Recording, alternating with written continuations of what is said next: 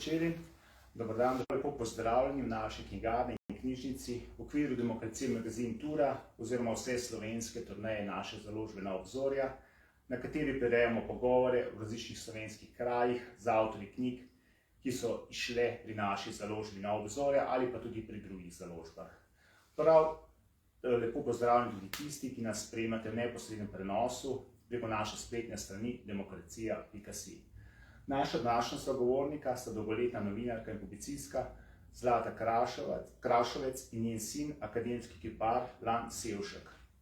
Skupaj z novinarsko legendo Vinkom Masletom sta namreč pri naši založbi Nova obzorja konec lanskega leta izdala knjigo Pratika za besne oziroma Pratika 2022.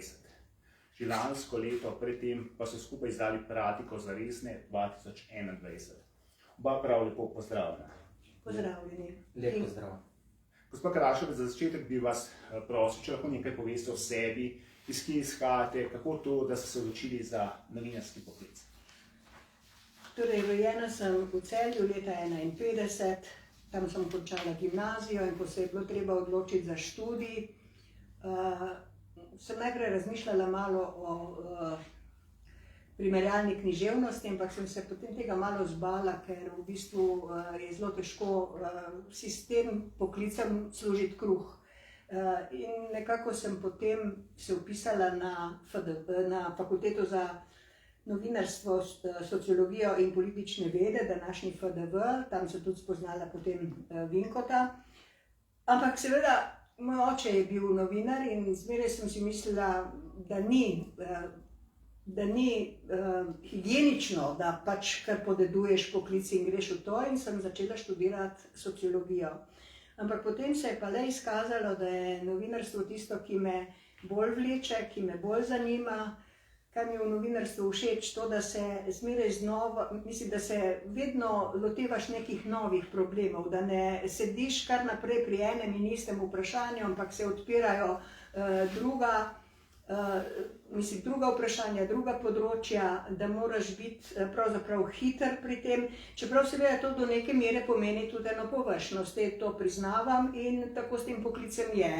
Ne vem, če bi se poglabljal do takrat, ko bi rekel, zdaj sem pa res prepričan, da vsaka črka stoji, najbrž noben članek ne bi bil napisan, bi vsi ostali idejni, ne.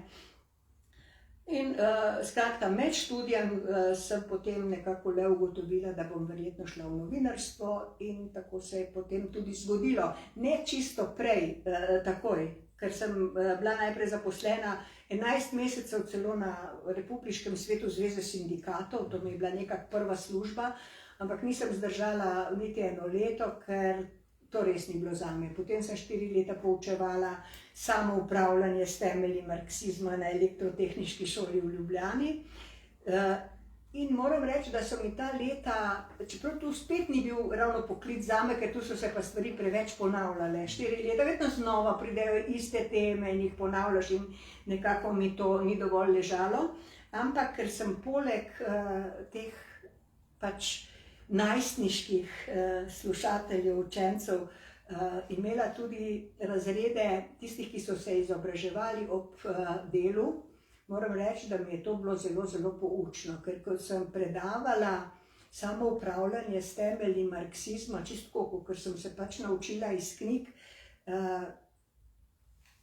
mladim ljudem, ki so bili zaposleni, ki so prihajali iz prakse, ki so vedeli, kako to samoupravljanje izgleda dejansko v delovnih organizacijah. In ko so se mi vsake toliko začeli malo smejati, mene pa zanimalo, zakaj se smejijo, in bili smo toliko, da so pa le povedali tudi kakšno stvar, sem se začela malo spraševati, kaj pravzaprav jaz predavam in je to res tako, kot so me učili. Zaradi tega, ker sistem, iz katerega izhajam, moja generacija, moramo vedeti, da marsikdo je bil prepričan, da pač ne gre drugače, kot da je tako, kot je. In smo to sprejemali, saj pravzaprav neke velike izbire ni bilo. Ko smo se pa srečali s prakso, se pa marsikaj odkrilo. No, ampak potem, skratka, po 4 letih poučevanja, sem pa res se zaposlila kot novinar na Kmečkem glasu. Tam je bil takrat urednik Vinko Vasle, ki sem ga poznala že iz študentskih časov, in potem sem v tem poklicu ostala. Hvala. Gospod Sevšek, vas bi pa začetek vprašal precej podobno. Ne? Kako to, da ste znašli v umetniških vodah? Domnevam, da ste že od otroških let oziroma otroških letih pokazali svojo umetniško nadarjenost. Ja, mojo umetniško žilico sem odkrival že kot otrok. Ja. Moji starši so prijateljevali z Lojzetom Logarjem, z Hrvatskim, Boštjanom Putrihom. Tako da sem bil obkrožen že z akademskimi slikarji, kiparji že od otroštva in sem nekako to umetnost crkal že kot majhen, no, z materinim mlekom. In mi je bilo to ustvarjanje nekaj samoumevnega, da me je pa potegnilo mogoče tudi to, da sem imel nek gen, ki sem ga po moji babici podedoval, po mamini strani, a ne. Ona je naj bi šla na oblikovno, ampak se je bolj ustrašila zaradi revščine, ki je takrat bila, kako bo ona to v Ljubljani živela, ne, in je bolj ostala v Celju in se zaposlila. Ampak tega talenta ni tako razvila, kot bi ga, ne, če bi šla naprej študirati to. Tako da eno z drugim. Eno je nadarjenost, ki sem jo tako v nekem genetskem zapisu dobil, drugo je pa neko okolje, ki mi je bilo dano v zibelko, no, da sem lahko to razvijal. Kateri recimo umetniki ali mogoče osebnosti pa so v bistvu vplivali na vašo umetniško pot? Tu bi se najbolj zahvalil Sašu Stevoviču, akademskemu kiparju, ki je v Kopru vodil likovni krožek oziroma kiparski krožek v prostorih gledališča. Ja. To recimo, ko ste bili v srednji šoli ali to se je dejansko še preden sem začel hoditi v osnovno šolo. Jaz sem bil najmlajši ne slušatelj, obiskovalec tega krožka. In bilo je precej zanimivo, tam so bile punce iz 8. razreda, jaz pa tam otrok in poslušal njihove odrasle pogovore, vmes sem pa še ustvarjal kipe. In mi je bilo res interesantno hoditi iz večjih razlogov. No, tako. Plus to, da je imel gospod Sašo Stevovič, da ima en tak pedagoški dar. Znal je podajati snov na razumljiv način, da si lahko srkal od njega znanje. In tudi on me je pripravljal na sprejemce in to čisto prostovoljno. V zadnjih letih ni niti hotel denarja od mene imeti, ko me je pripravljal. Tako. Njemu bi se res rad zahvalil.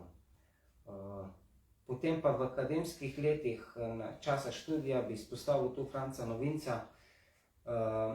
Mislim, da eden najboljših pedagogov na likovni akademiji, ki je znal slediti vsakemu posamezniku, zapomnil si je slike od vsakega študenta, pa ne eno, ampak skoraj vse.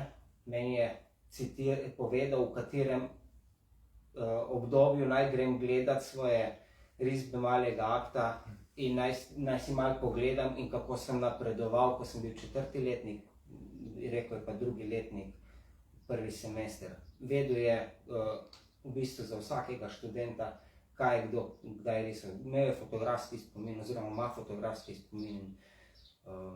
Res z dušo bil tam, no, kot profesor. Ni mu bil to samo vir dohodka, ampak tudi res je ta poklic opravljal z ljubeznijo. Gospod Krašec, kako pa ste vi v okviru svojega študija, svojega novinarskega dela dodatno zašli, če tako rečem, satiro, kje vse ste objavljali, kako je bilo s tem, kakšni so bili takrat odzivi nanjo? Ja, ne vem, mislim, skratka humor in satira sta mi bila blizu. To se mi zdi, da je človeku malo prirojeno, da malo imaš ta smisel, ga pa nimaš. In če ga imaš, potem seveda v tem najdeš veliko veselja, veliko užitka. In imela sem to srečo, da sem ravno v študijskih letih naletela na Vinka Vasleta in še par ljudi. On je pa, jasno, vsega vsi poznamo, mislim, na tem področju mojster.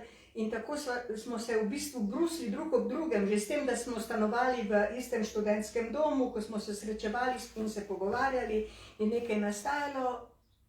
In potem nekega dne je Vinko vse pač rekel, kaj če bi mi tole malo zapisali, pa bi naredili en satirični časopis, tale v domu FSPN. In dejansko se je to tudi zgodilo, ker ko Vinko vas nekaj reče, te potegne in smo začeli delati. In potem smo pač ta časopis imenoval se je Težka sapa zaradi tega, ker smo stanovali v 10. nadstropju tega doma na takratni Titovi. Velikrat je bil pa pokvarjen lift, pa je bilo treba v 10. nadstropje priti peš, pa smo rekli mi tako, no, imamo večkrat težko sapo, pa ne tako bo, pa tudi če komu diha za ovratnik z malo težko sapo, je tudi simbolno nekaj s tem povedano. No in ta satirični časopis je 2 leti izhajal, potem pa seveda je počasi ugasnil, zaradi tega, ker eni so dokončali študij ali pa si delal diplomo, pa nisi imel toliko časa. Imeli smo pa recimo, zanimivo je bilo, ker ga nismo v začetku sploh upisali v razvid, ampak toliko pa je imel odmeva, da so nas poklicali kar z ministrstva. Takrat je bil državni sekretar za te zadeve, tovariš Barborič, seveda takrat, če ni bilo gospodov, in smo ga morali nekako registrirati in ko smo rekli, da tam smo vsi stanovalci 10. nadstropja, smo uredniki, glavni in odgovorni in skratka, to je naš čas, so rekli, tako pa ne bo šlo. In potem je pač Vinko moral prevzeti to, da je glavni in odgovorni urednik, jaz sem pa prevzela, da sem izdajatelj tega časopisa, čisto tako. No, to so bili prvi začetki. Potem pa, kaj vem, potem je bila pravzaprav, kar se satire tiče, nekakšna pauza, razen tega, da je novinarstvo v tistih časih mojega začenjanja izgledalo malo drugače. Bilo je fino povedati kaj med vrsticami. Povedati kaj med vrsticami pa zelo blizu tudi satire in tega. Če se tako neko besedo obrneš in se razume na 2 načina, ne morejo te prijeti, rekel si to in to, ampak nekdo, ki pa malo bolj pozorno bere, bo pa to razbral, je dejansko tako bilo. Kako bilo pa s tem? Vi ste potem, mislim, da v 80-ih, nekje 80-ih, ste pa tudi, recimo bi rekel, se nekoliko politično bolj izpostavili, da ste napisali neko javno pismo v Bravo novinarstvo, nekaj podobno. Ja, zdaj sem govorila o tistem obdobju novinarstva, ko je bilo pravzaprav brez satire, pa smo se pa začeli, skratka, mogoče povem, na enem partijskem kongresu o kmetijstvu, konferenca o kmetijstvu se je po moje reklo, zdaj se čisto natančno ne spomnim, sem za Kmečki glas poročala o tam. In takrat je ravno imel že Vasle zelo velike probleme in so ga na vsak način ga je partija hotela odstaviti, da ne bi bil več odgovorni urednik na Kmečkem glasu. In jaz sem pa sedela z glavnim urednikom pač za isto mizo in on je pustil odprto beležnico in jaz sem tam prebrala Vasleta odstraniti iz. Pa sem mislila, da je to mi nalašč pusto odprto ali mi nalašč. Jaz v glavnem sem to Vasleto potem povedala. In mogoče tudi zaradi tega ni ravno podpisal odpovedi, zaradi tega, ker dali so mu podpisati, kot da on odpoveduje delovno mesto, pa tudi pa rekel, da to pa ne, da on mogoče ni več urednik, ampak je redno zaposlen in ostaja kot novinar. No, in v tistem času smo začeli pa potem sodelovati z satiričnim listom Pavliha, ker je bil en tak fin dogodek, skratka naši vodilni, takrat so se delile tudi neke nagrade o plači, so še preden pravzaprav je dobro ta konferenca bila zaključena, si že podelili največjo možno to razliko in smo napisali pač kako rana žetev, zgodaj spomladi, kako so si že poželi tisto, kar naj bi ta konferenca prinesla. No, ta srečanja, potem sva pa začela z Vasletom redno pisati, pa Vesna Marinčič je takrat prihajala in smo se praktično vsak teden dobivali, malo kaj rekli. In potem je nastopila v bistvu afera Telex, ki je bila zelo izpostavljena, zdaj nimam časa o tem natančno govoriti, ampak skratka bila je zelo, ta tednik je bil zelo pod udarom in nekako smo novinarji ugotovili, da smo malo preveč pod pritiskom. In smo se na nekem briefingu, smo rekli, zdaj pa gremo mi v briefing, zmenili, da bomo napisali odprto pismo slovenskih novinarjev. To je bilo v tistem času, ko so slavisti napisali mislim, svoje proteste proti skupnim jedrom, mi pa proti temu, kako pravzaprav... 80 let. Ja, to je bilo leta 84.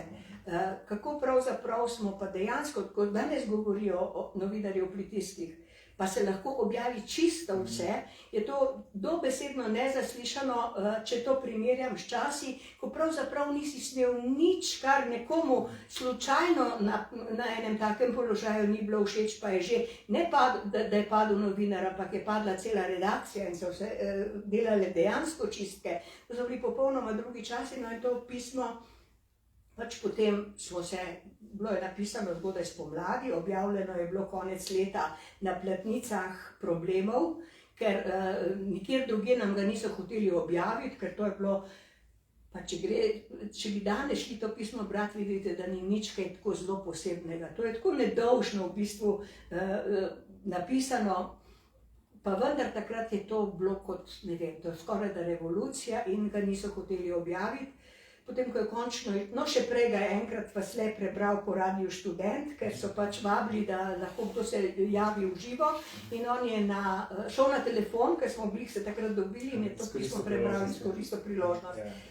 Tako, kaj pa vem, no, potem so pa seveda bile razprave, partijski sestanki, dobivali so se, ugotavljali našo odgovornost, kaj vse nam bojo naredili in tako naprej, ampak nekako smo preživeli, bilo nas je ravno toliko, da nas niso mogli izbrisati in šlo naprej. Če malo preskočimo in v bistvu skočimo bolj v današnji čas, in v bistvu preidemo k pratiki. Zanima me, kako ste se v bistvu zgodili pratiki, ki ste išli pri naši založbi. Lanska zares in letošnja zares. Meni je zelo žal, da Vinko ni tukaj z nami. Je pa spet tako, kot sem rekla, ko Vinko reče, kaj če bi to naredili, zna ljudi tako navdušiti, da poprimejo in se to zgodi. In ta prva pratika, lanska, ki ima pač na naslovnici Tarčo, televizijo, skratka, kaže na to, kako je Tarča že takrat nekako vzbujala neko, ne vem, nezaupanje. No, takrat mislim, da se je to zgodilo konec oktobra, začetek novembra in je rekel, kaj če bi mi naredili pratiko in dejansko smo se tega lotili. Mogoče bi tudi Ilan o tem rekel kakšno besedo, kako se ti spominjaš, da se začelo? Jaz se spominjam klica Vinka Vasleta, ki me je poklical, je rekla, tvoja mama je rekla, da ti ziher ne boš naredil, ampak jaz vem, da boš ti naredil, gre sam za 10 slik, vse to lahko so kar tako pač črno-bele, no skratka iz teh 10 slik je pol ratalo malo več slik, pa malo več dela je bilo, ampak mislim, da je tako vzdušje vzpostavilo, da ni bilo težko delati. Čeprav je bilo dosti dela in v kratkem času je bilo treba se kar skoncentrirati, je kar tako navdušil, da je kar samo šlo, no, tako bom rekel. Ja. Ta prva pratika v bistvu nastala v 3 tednih, mogoče 4. Da je bilo vse sestavljeno, da je bilo vse narisano, da je bilo vse napisano in potem koliko časa, zato je tudi išla malo zamudo šele januarja, ampak vseeno, mislim, res tako, nadušek in delali smo v bistvu dejansko samo 3 ljudje. Ker v bistvu potem tole letošnjo ste pa v bistvu nekako v bistvu vključili večjo skupino ljudi. Ja, to je spet smo se pogovarjali, pravi se, samo zdaj pa ne bo tako, da bomo mi sami 3 in smo dejansko v tej praktiki je pa objavljenih več 100 avtorjev, ker smo šli na zanimive zapise na Twitterju, ker na Twitterju se najde marsikaj humornega in je, mislim, okrog 150 je pač teh tweetov objavljenih od različnih avtorjev, tweetov tako ali tako več, ne. In skratka, potem je pa še bila, mislim, to so bila leta korone in smo dobili tudi dovoljenje Muzeja novejše zgodovine, kjer so zbirali te koronski humor, da smo še tisto, tam je bilo pa spet enih 150 avtorjev. Skratka, če je tale nastala, mislim, za sodelovanjem 3 ljudi, je pa tale mogoče 300.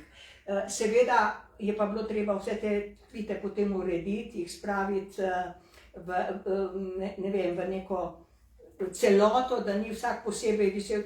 To je kar bilo nekaj dela, ampak vse eno. Tle pa je dejansko že kar množično in mislim, v bistvu smo to posvetili kleti. Tudi povedali smo, da to pač mi delamo v kleti, ker se veste, v Sloveniji se tako vse dogaja v kleti. Ja, ravno videl sem tole karikaturo kleti, ampak zdaj jo pa jih ne najdem.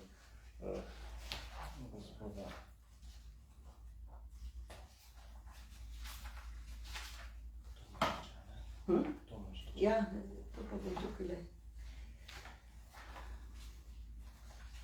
V bistvu imate, tukaj imate napisano najboljši tvit iz kleti, a ne?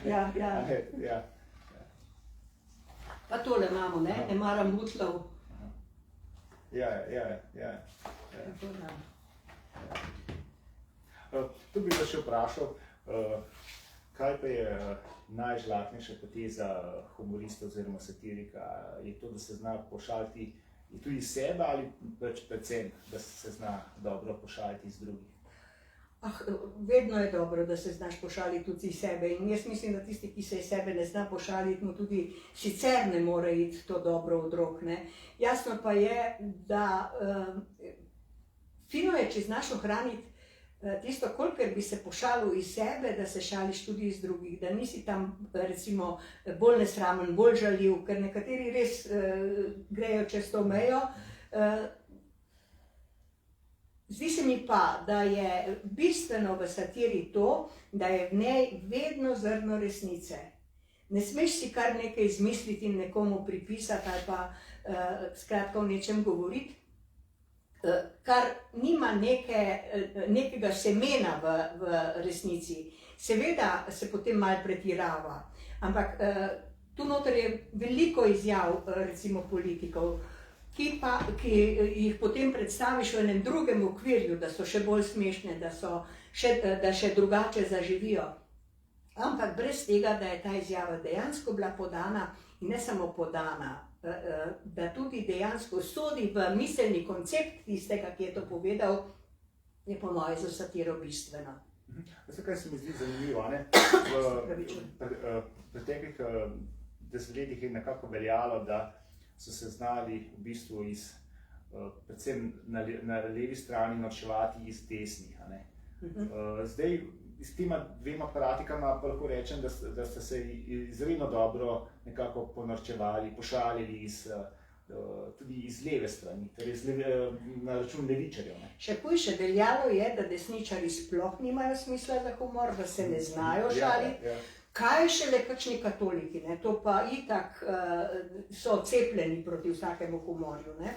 Meni se pa zdi zdaj, to je tudi tehnologija prinesla, oziroma ta družbena omrežja, ko malo vidiš, kako ljudje reagirajo, moram reči, da je zelo, zelo veliko ljudi, tudi iz desne strani, ker se ne poznamo teh ljudi, v bistvu redke sem srečala, ampak iz njihovih tweetov pač izhaja se vidi, kakšne so nazorske opredelitve, ker en čas lahko blefiraš, kakšno stvar lahko napišeš tudi tako, da kot provokacijo, pa v bistvu tako ne misliš. Ampak ko pa malo dalj časa spremljaš neko isto osebo, kakšne tweete piše, pa bolj ali manj veš, kakšen nazor ima. In moram reči, da desnica se tudi zna zelo dobro šaliti. Ravno tukaj mi v oči pada tale karikatura Jerneja Štromajerja, v bistvu pač vidnega predstavnika socialnih demokratov. Zakaj je pri hladilniku? To je bila afera, ne vem, ko je Štrojmajer komentiral naše košarkaše, ko je Luka Dončić res je bil najboljši v naši ekipi, rekel, da še ostali, ki imajo slovenske priimke, v redu igrajo košarko ob njemu. Kot vse Slovenci v bistvu nimamo košarkaške ekipe, ampak imamo uvožene južnjake, ki za nas igrajo. In na ta njegov tweet v tem smislu se je odzval eden od košarkašev in rekel, v redu je Bucko. Ste ga narisali kot Bucko. Ja, ko gleda tekmo in gre gledati, kaj bi še malo zraven pojedel. Potem sem videl tukaj tudi dobro karikaturo, direktno v tarčo. Z Milko. Ja, z Milko, ja. Celo Milka je, ja. Milko malo kot svojo... Namreč te karikature tukaj so na tvite in tvit je Erika Žnidaršič je Ljudmila Novak slovenskega novinarstva.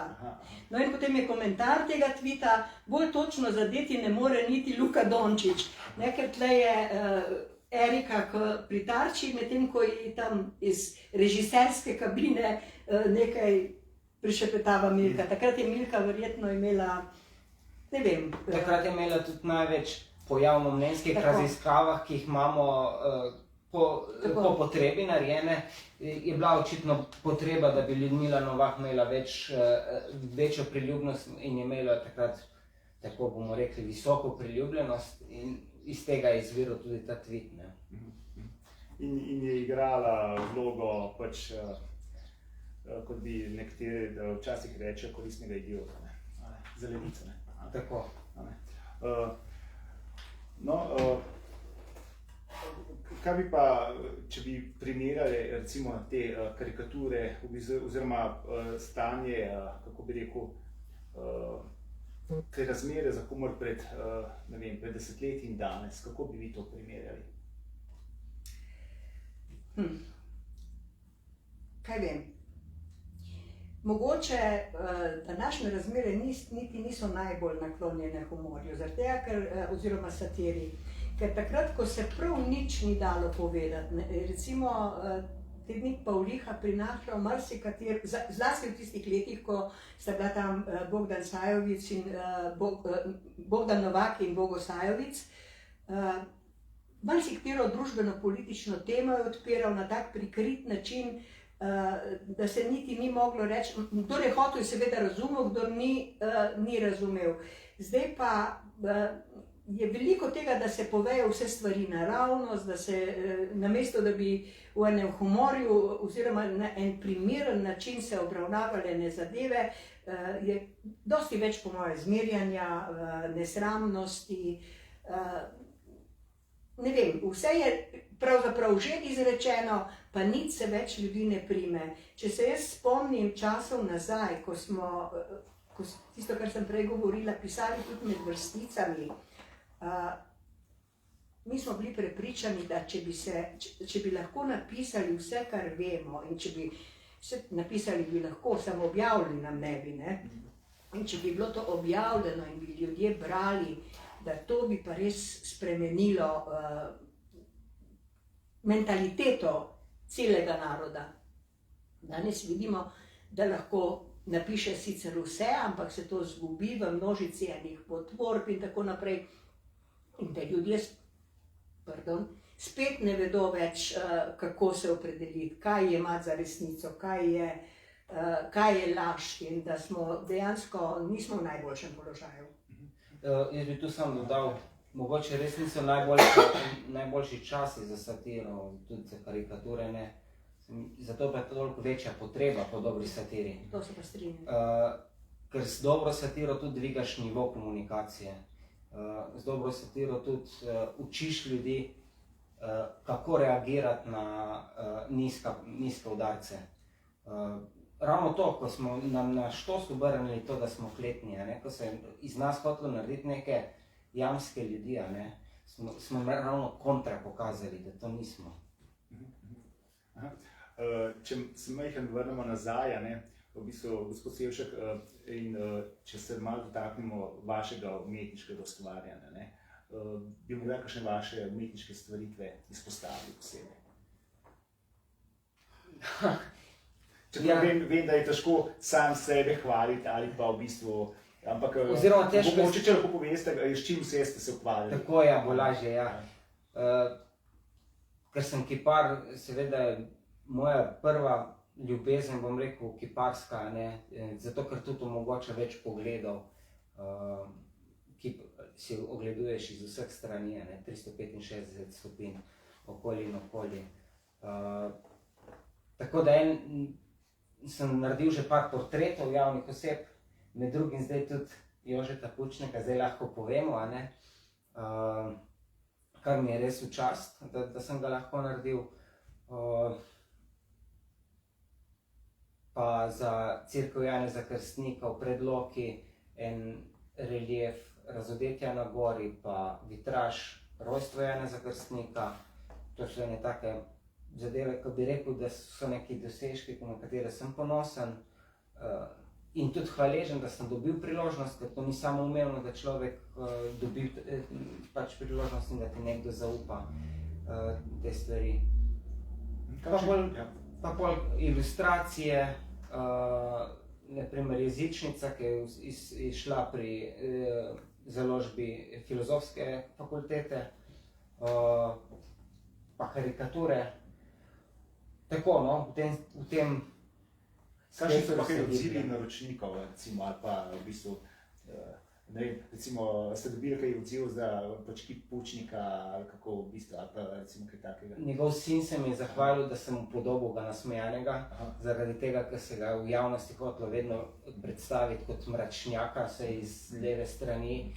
In tudi naročnik, ki je to naročil, me je opozoril na to, pa ostali so me tudi na to opozorili in sem se res pri tem potrudil, da sem njegov nasmeh in njegov jasen pogled, to zbranost ujel. No? Gospod Pučnik je bil vedno pri stvari, nikoli ni ali sanjaril, ali pa bil otožno zamišljen, da bi bil kak melanholik. Jaz ga osebno ne poznam, ampak iz pripovedovanja. Je bil človek pri stvari. No? Za to pratiko 2022 ste podobno kot za to pratiko 2021 narisali res številne zanimive karikature. Na strani 38 imate v bistvu upodobljenega Tomaža Vesela, če se ne motim. Tako je, ja. Nekakšno kofetarico, ali kaj? Ja, hotel sem se poigrati z klasiko, Ivane Kobilce, ki je naredila to kofetarico, je tak hudomušen, nasmejan portret ženička, ki pije kavo, tu pa on pretaka svoje solde in gre se pa na besedno igro, ko lovijo korupcijo pri enem kofetu ali pa pri počaščenju z eno večerjo, na drugi strani pa se pretakajo pri drugih milijoni, pa to pa ni korupcija. Popoldanski zaslužki in tako dalje. Tako, ja.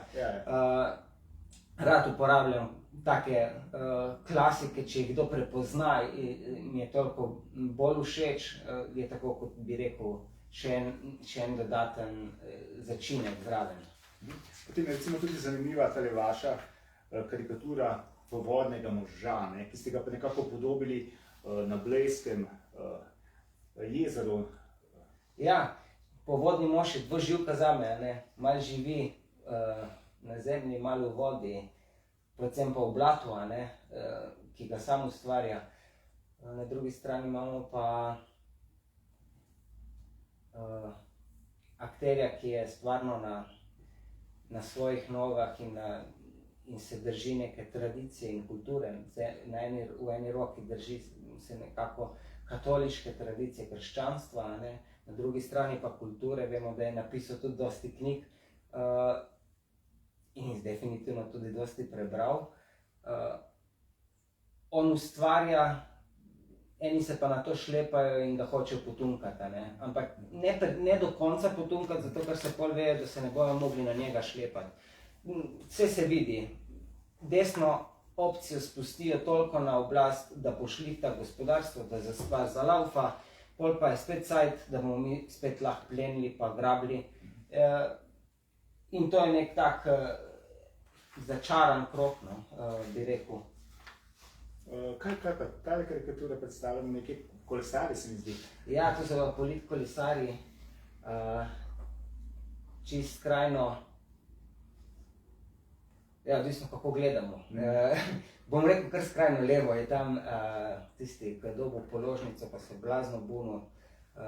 Za neprijavljen, ja, je nul, ker pač ni prijavil protestov, kot bi v vsaki demokratični državi to mogel človek narediti, ampak za ene pač pravila ne veljajo, pol pa ko morajo plačati in je pa to blazno čudno.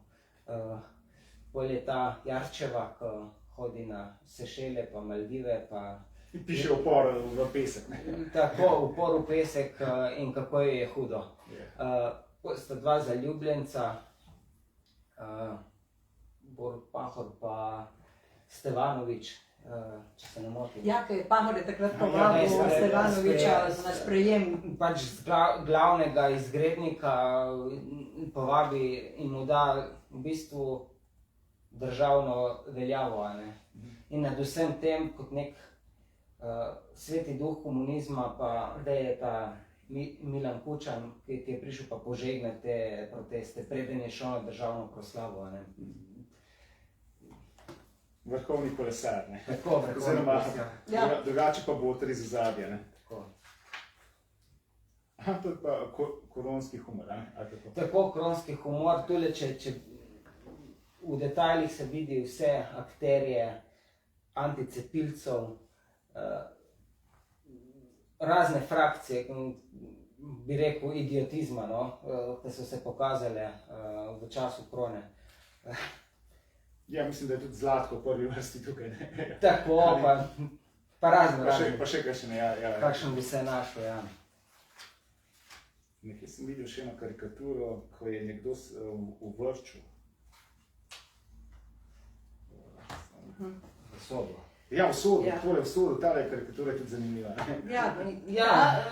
Recimo, če bi jaz predlagala danes remake te karikature, kot vidimo je gospa prodajalka Nedercev spredaj, to bi zdaj najbrž je gospa že prodala, pa da bi brez narisali nima smisla, ne bi bilo malo prehudo. Zadaj v sodu je pa Marko Bandelli, njegova znana fotografija, to si ni bilo treba nič zmisliti. Torej, če bi danes delali, pač ker se stvari na političnem odru malo spreminjajo, bi mogoče spredaj lahko dali Bojana Požarja v eni opremi tekaški, ker on vemo, da je znan po tem, da hodi na maratone. Nekako bi moralo biti očitno, da je še vedno na svobodi, da ni v čuzi, kar bi Marko Bandelli tako zelo mu privoščil, medtem ko Bandelli je še vedno v sodu in okrog vratu ima verigo, ki si jo je sam nadel. Tako da, mislim, te karikature včasih ne rabijo veliko sprememb, pa bi nekako bile aktualne tudi še za kakšen drug trenutek. Ja, zanimivo pa tudi tale karikatura, ne sodi mandatar, če se ne motim. Ja, igral je poker, uložil vse in zakocko je stranko. In še svojo politično kariero dokončal. Tako, ja.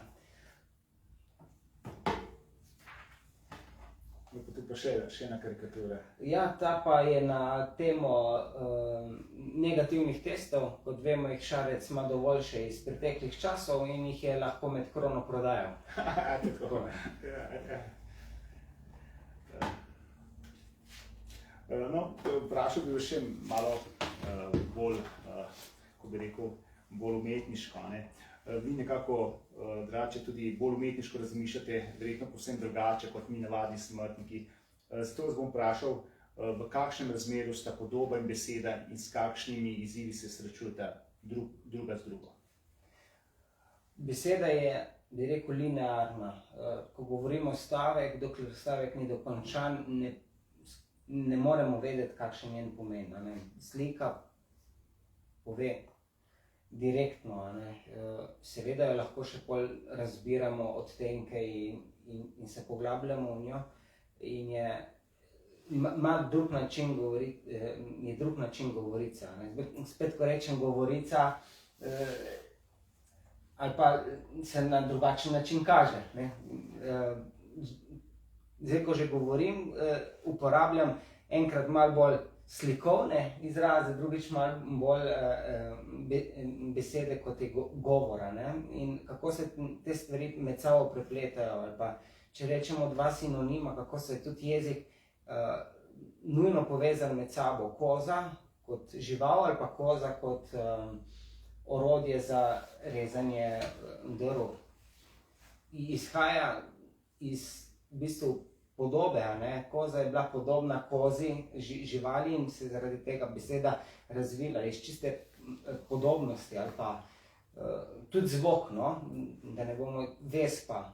V italijanščini vespa pomeni osa in zvok vespe je tako, kot da bi poslušal osa in je zaradi tega vespa dobila to ime.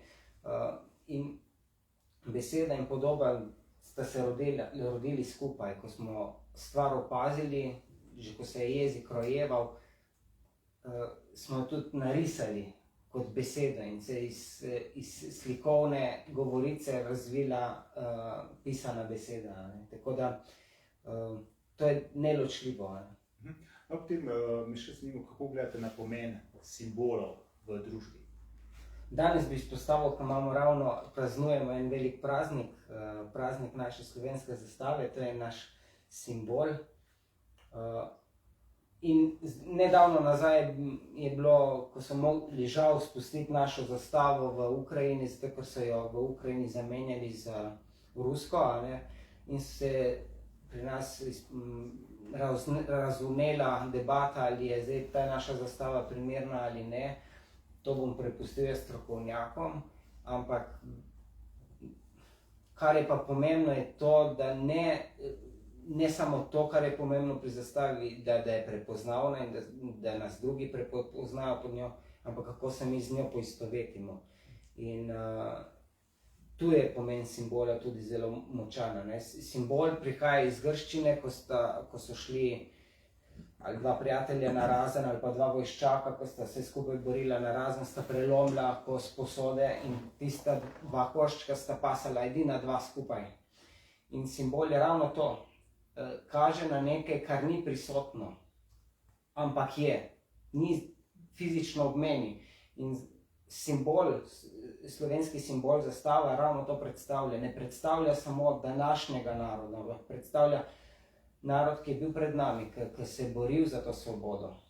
Predstavlja Prešerna, Trubarja, Valvazorja.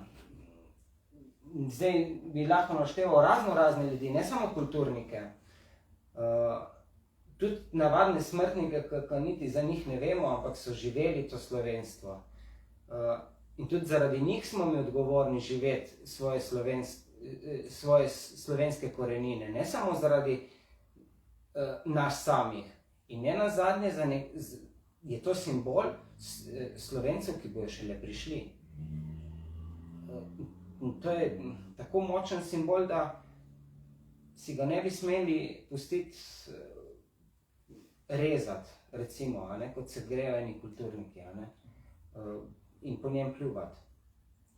Mogoče tu ravno s tem, ko so takrat morali zastavo spustiti, to je Levica zelo izkoristila in po mojem na zelo nepošten način, ker takrat je veleposlanik zelo točno povedal, da v tistem trenutku bi bilo za veleposlaništvo izredno nevarno, če bi ta zastava visela, ker pač tudi Ukrajinci ne bi vedeli, zakaj pravzaprav gre. In zgodilo se je samo za en dan. Naslednji dan so postavili straže, skratka poskrbeli za to, da to ni več bila nevarnost zaradi podobnosti med rusko in slovensko zastavo, in je bila ta spet dvignjena in spet visi. To se pravi, da to ni bil en tak umik, bilo je pač čisto iz praktičnih razlogov. Je pa res, da mogoče smo mi malo zamudili, ne? Ker ko se je Slovenija osamosvojila, bi mi lahko slovensko narodno zastavo, ta pa je identična sedanji ruski, proglasili za svojo zastavo, imeli brez vseh znakov in Rusi bi si morali risati drugo. Je pa res, da takrat, ko smo se mi osamosvajali, je v bistvu obstajala še Sovjetska zveza.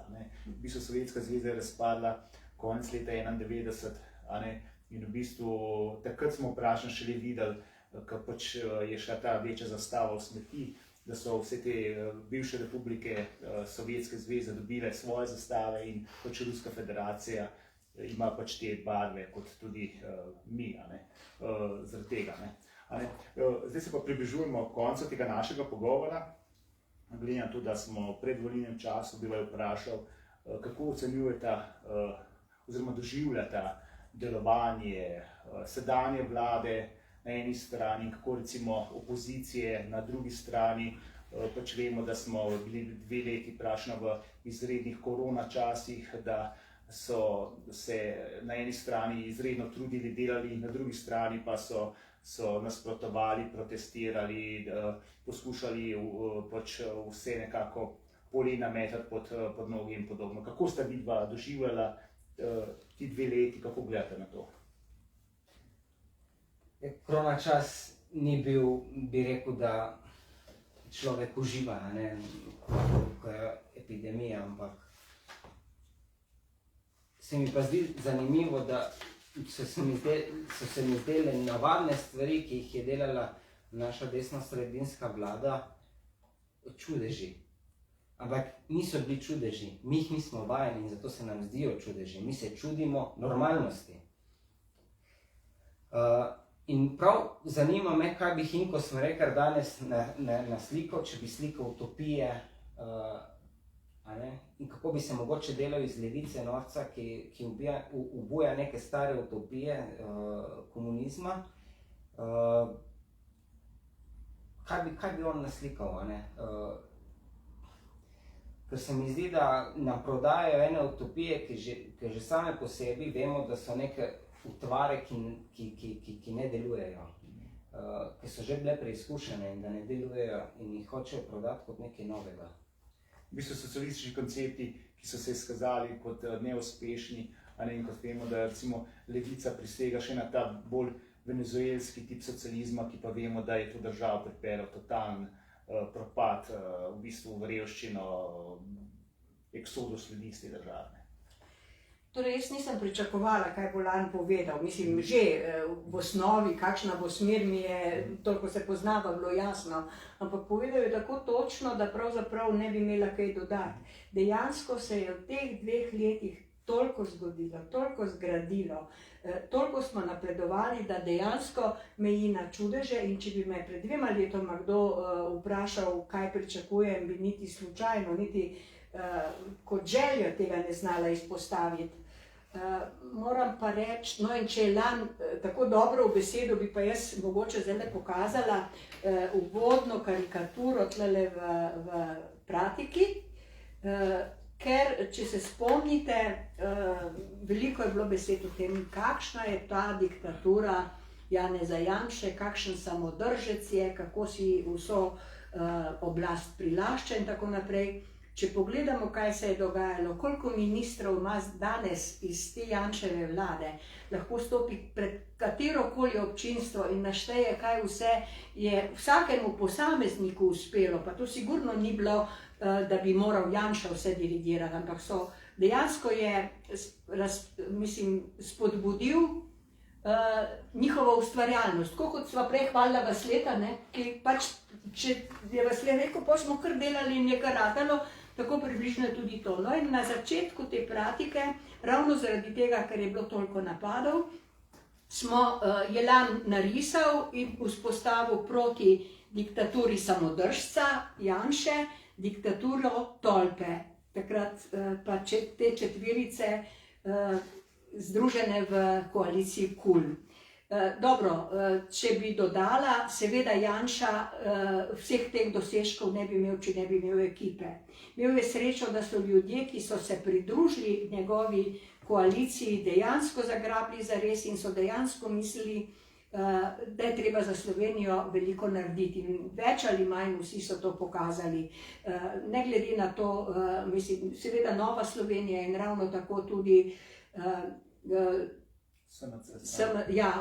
zdaj sem mišljeno zavrili, ker so se preimenovali konkretno, skratka, tisti, ki so prišli, so zagrabili in dejansko delali, se pravi na tem prestolu, ob tem prestolu, oziroma z njim moramo seveda si zamisliti tudi vse tiste, ki so pri tem sodelovali. Na drugi strani imamo pa, po moje, zelo aktualno karikaturo, to je pa ta koalicija KUL, ki zdaj sicer hoče kazati neko povezanost med seboj, v resnici so pa med sabo, kako so bili skregani, smo se v zgodovini naučili in če bi bilo treba tej karikaturi karkoli dodati, bi pač morali dodati še Goloba. In ko bi bil še Golob, potem vemo, kaj je treba dorisati. Ampak se pa že zdaj kaže tendenca, da se znajo skregati, kdo od njih bo mandatar. Sigurno. Tako da se mi zdi, da je tale, Če bi dobili dovolj glasov. ne da bi to vedeli, ampak da je kar malo preroška ta karikatura. In mislim, da tisti, ki zna tudi skozi karikaturo spoznati, kaj bo delal na volitvah, pogleda to in mu ni treba niti soočen poslušati.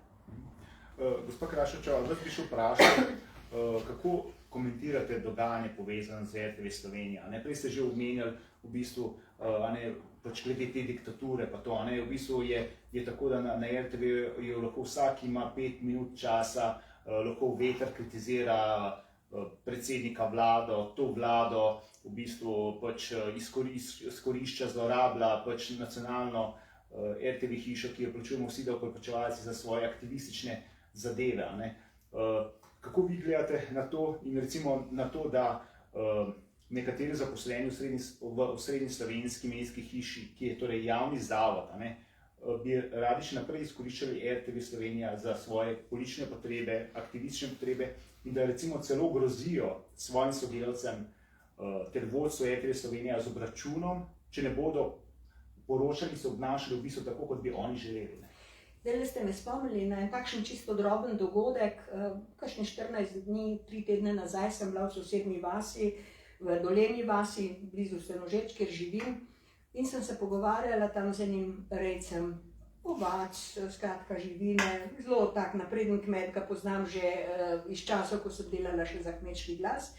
In mi je rekel, Zlata, vi, ki ste novinarka, kako pa vi gledate na te zadeve na televiziji?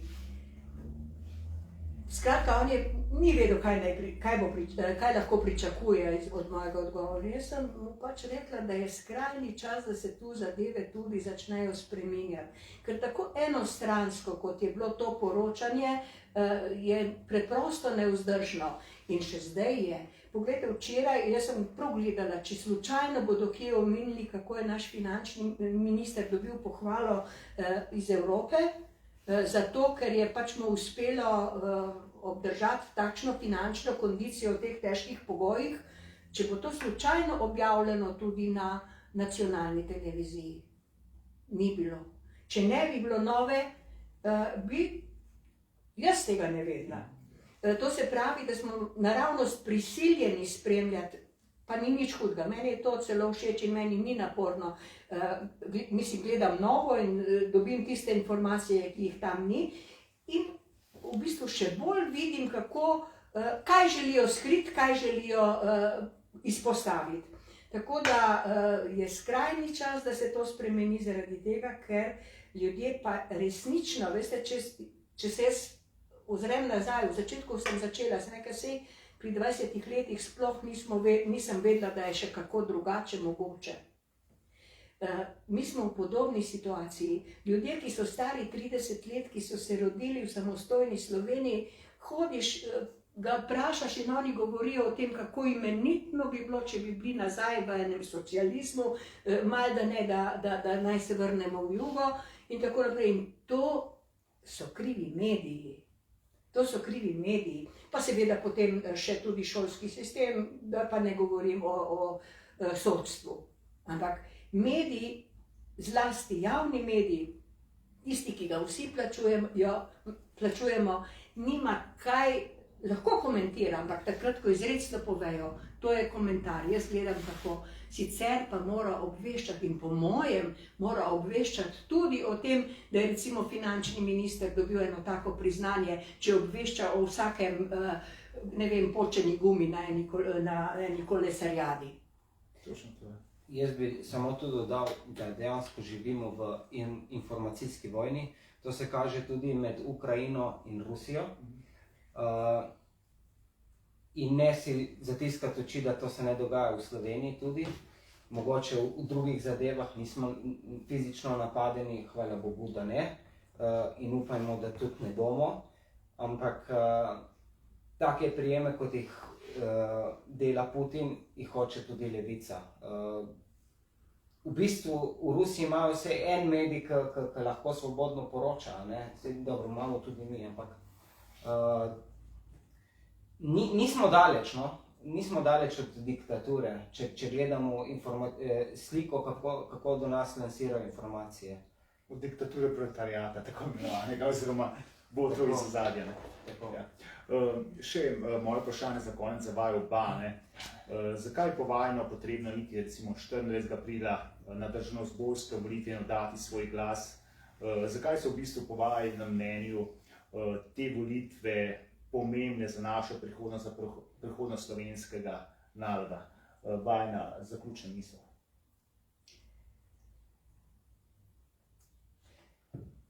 Če so moji starši šli na plebiscit za samostojno Slovenijo, moramo danes iti na volitve za to, da se odločimo, ali hočemo živeti v demokraciji ali hočemo v enoumju.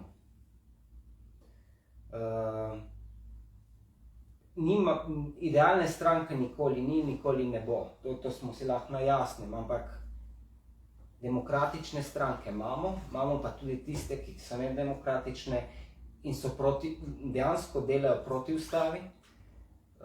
In res je odločitev na nas, ali hočemo iti po poti demokracije ali hočemo nazaj v enoumje. In zato moramo iti na volitve. Dodam samo to, na vsake volitve je treba iti. Na vsake.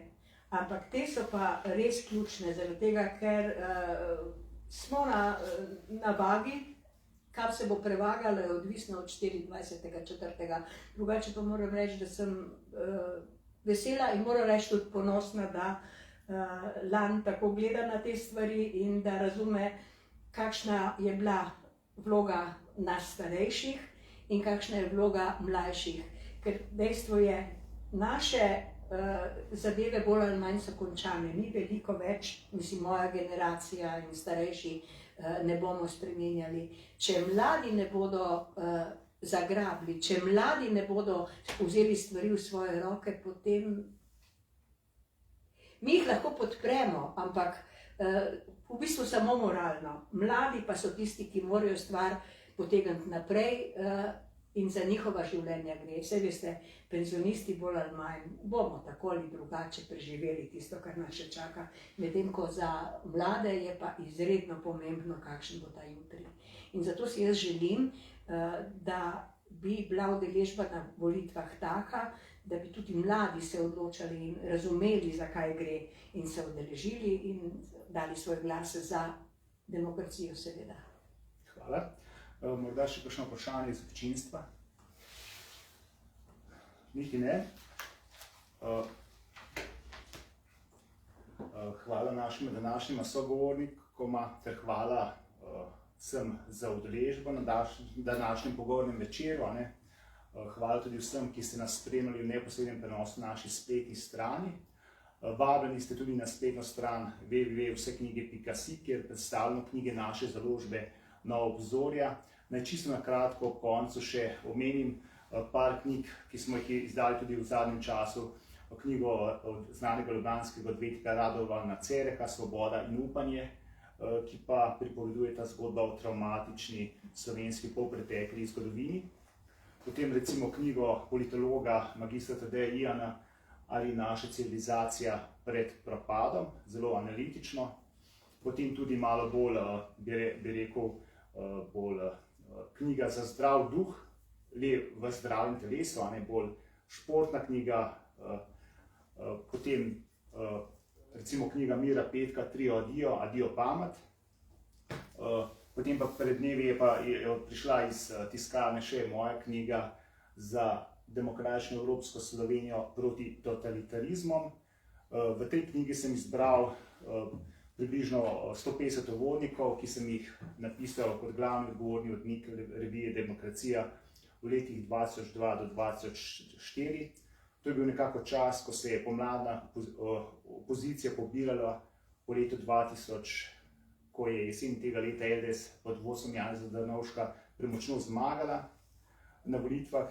In to je bilo tudi obdobje, ko se je zadnjemu šefu Centralnega komiteja Zveze komunistov Slovenije Milanu Kučanu iztekel drugi predsedniški mandat. In potem ga je nasledil Janez Drnovšek.